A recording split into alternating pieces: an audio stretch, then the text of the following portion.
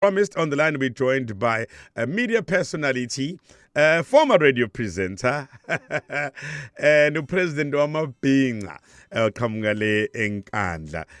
He is a charismatic uNgizwe mkhunu.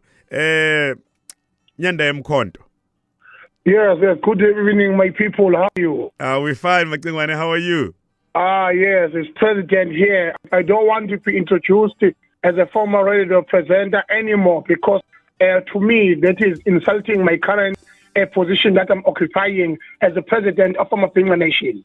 Okay. Because now, if that is concerned, even the president of the country must be introduced as a former secretary of general of COSATU. I completely understand and I agree with you, Mkhwane. Absolutely. The position that I'm in right now must be respected enough to be introduced as current president. Alikho ibhinqa elishibilika nolimi lwasemzini kanje. Nakuthi ibhinqa ngempela weMkhwane, nakuthi ibhinqa ngempela buzokhuluma ngalolu lwasekhaya, lolu wancelebeleni. Yangithi mina lapho kuthiwa ngiyateza manje ngithola mangiveteze manje ngixolise no evening lapho ukuthi liqhubele izulu manje ngicabanga ukuthi kusese busuku. Sorry ladies and gentlemen, sorry. How are you on this fine day, President? I'm fine. Although I still a little bit pain on my chest.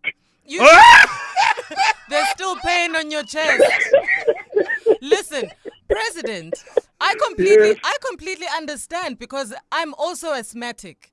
So, umuntu must understand that they can't just handle us roughly anyhow. Yes, because what if we die, President? Oh my God. Can you imagine the disaster in the entire Mabinga Nation when the president collapsed dying same time? Oh my. You see, stand still the country. Now ibhinqa liphathwe izifo zabelungu elihlula uphefumula. Ngimanje sicela kakhulu eduze kwabantu sisho ulwazi mfowethu. And looking see now and the CC. Yes. Wow, looking see and the CC. Now asibuyele la Mkhwane. Sijabule kakhulu mina sibona ukuthi nithekela namanzi no ndunankulu. Kuyisibonele esihle kakhulu nemfundiso enhle leyo ukuthi insizwa ke kwesinye isikhathi zibuye zikhumela nomlotha zihlale phansi zithi ke cha la kushelela unyawo la asilungise la ziqhawulane zilungise. Ngiyacabanga ukuthi naso sizwe neNewcastle njengoba izibambene ngehluthu nabo babona isibonele esihle. Kepha ke for umuntu ongalwazi kahle udaba nje umsuka walo akusilandise ukuthi la ukushayisana kwamakhanda kwaqala nini ngoba sayabona kuqala ngamavideo. Ngiyacabanga ukuthi ukuphambana nembona ngepolitiki noma mhlawumbe khona la nasenithusene khona. Akukho kaze sixabane nangelilotha akaze sinyathelane naye undunankulu kodwa nginembono eyehlukile ngendlela aphethe ngayo esifundazweni saKwaZulu-Natal like anybody else.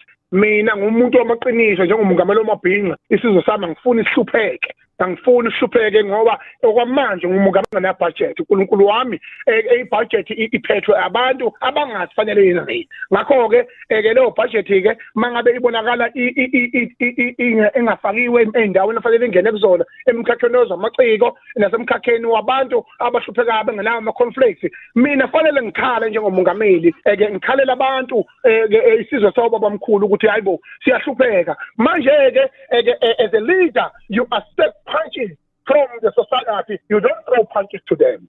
Okay, so ake sibuyele ngomhla womcimbi lo wokhona la eThekwini la okwakuthiwa khona uMkhwane waqala wahahameza undunankulu wagcina senibambene ngehluthu senithintana. Kwenzekalani ngale cango ngala ichilo eliphika kathathu lelo mntaka baba na undunankulu yakwazi lokho ke futhi nabantu abasondelene naye bayazi. Mina kangisangene ekhanda mina njengoba ungazi uyangizwa mshana you hear clear ekhanda lami mina liyasebenza mina. So manje kubalekile ke ukuthi mina ngokuhlonipha yakwethu kwaZulu umuntu omkhulu uyahlonishwa mawuhlangana naye despite your political differences.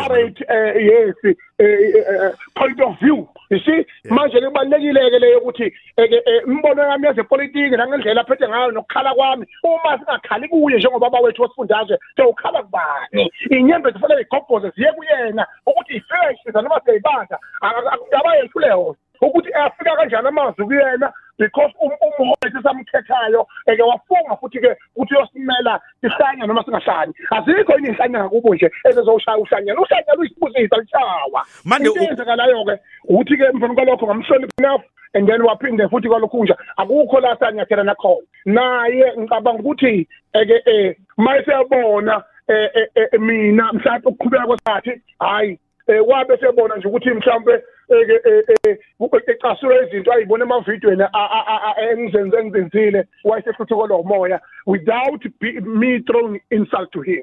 Manje kodwa bezindaba babika ukuthi wasumlayisha ngesibhakela ke lapho alihlaza manga indaba ungabonakala sengitshaza ngebheshe lapha ngixafuna amabhouncer nama-bodyguard. Manje wasuphika konke manje malume. That was a cover up. You see mina kwakuzothiwa mina ngihlasela istate mina emvelo kwaloko nginikele ngesizwe sami samabhinqa udutshulwane lapha kube yinqaba mina I have to be superior and protect isizwe samabhinqa njengopresident waso ukuthi akukwazi ukuthi ikhanda lesifundazwe kube yilona lisusa uchuku mina bese ngiyareacta futhi okusho ukuthi sobabili sibona abaholi. Kodwa phela angithi wena vele umuntu ovele onamacala vele okuhlwaya udlame okuphehla udlame. Anginamacala odlame uyawazi lo matata odlame ngalihlapha udlame. Angikwazi sengisho mina ukuthi ne wena wagwengeyithupha lapho wavalele khulu ukuthi ngoba kuthiwa uphehla udlame. Hayi namanje ngosihlanu ngihamba icala lelo icala lokuthi ngakhuluma ngasifaka iphone hayi lelo lishoyo. But now, President, President, if I may interject for a minute. Yes. If you are so adamant that what happened at the event with the Premier happened the way that you describe it, why then have you decided to wipe that case and not pursue it any longer? Because we saw yesterday in a video between you and the Premier, you shook hands and now you're friends. So if what you are saying is true, why take back the case?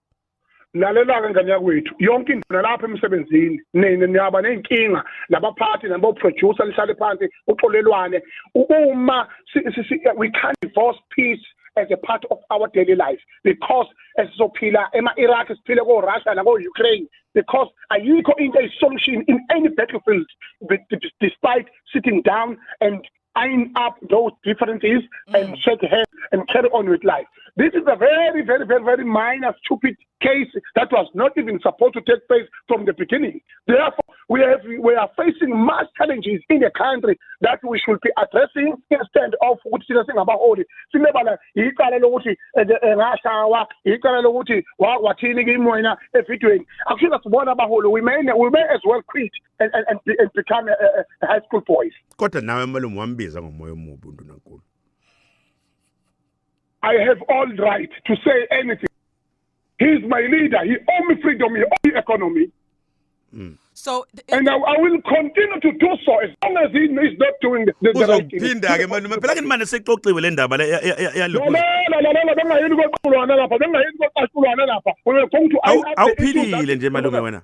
Angithi awuphilile malume uthinteke esifubeni futhi sekuswela thina. Angiphilile mina ngicacisa ngokusema kwakhe okwengqondo. Hayi ngokwengqondo malume ngayisho kanjani nje ngithi esifubeni we-asthma. Hayi lalela manje I'm joining the gym now from gym now because now I can see that I'm facing the battle. Oh. Swimming is very good for asthma, Malume. I mean, President. I also am asthmatic, as I've said, and swimming is the best form of exercise to strengthen your lungs. So that when they do it again, anyone, not now the Premier, so that when anyone hits you on the chest again, you're strong. Hey, what uNgizwe is always so malume bengifuna ukuphakamisa le ndaba ukuthi sekuthulele isigqoka nobabili noNdunankulu ngokuthi enithela nomlotha kuyisibonelo esihle kepha manje engane abantu bayakwazi ukuhlala mphetheke nje igadi kwafa abantu bahlale baxolelane kuye phambili manje ke sibonele sinjani thina manje malume kwangempela ke mhlawumbe ungakhonyuluka niyathandana noZimdola ubani loyo kunamahebezi akho hayi ayikho lo nto leyo ungihamba ungiphaphafazi babantu ichilo lelokwasula Oh, khona ivideo akwayenza la uzama ukucacisa khona ngendaba yakho no kwenzakalani malume? Manje yabona-ke ngihlupha lapha umbize into usuyadabuza manje uyafana nalesi mnyingo uthi entathele bengibuza laphana ingibuza into ekathethe ngiyigazini nami ngiyafana-ke abantu baredio nishe ngiyayibona-ke I would wanna be called former radio what because nishena-ke ni yobe malume ngiyaxolisa ngiyakhala-ke manje khala ngempela-ke manje kulungile uqhubeke bese ujabulisa isizwe samabhinqa usumele ngayo yonke indlela ngani ngathi ngiyacula mina I'm not an entertainer I'm their president who stands for fact manje ngiyathuka malume kanti uyakhula nangesifuba nje usithintekile kanti ngangizokuthiwa kuzoba nempi ekhona ngazi ya Big Zulu nobani besothoko nawe uzola nomunye umsakazi omkhula uThathu Godo. Hey wendoda kodwa wabaleka sese-understanda ukuthi yini yakubalekisa phazamisi ulesithathu namhlanje lifana nolwesihlanu asiqale. That is the voice of the Maverick, a charismatic uNgizwe on the line. Oh, what a pleasure this interview was. Kakhulu ngenda ukuthi ngiphile. Uphile phakade mfoka Mchuni, phile phakade.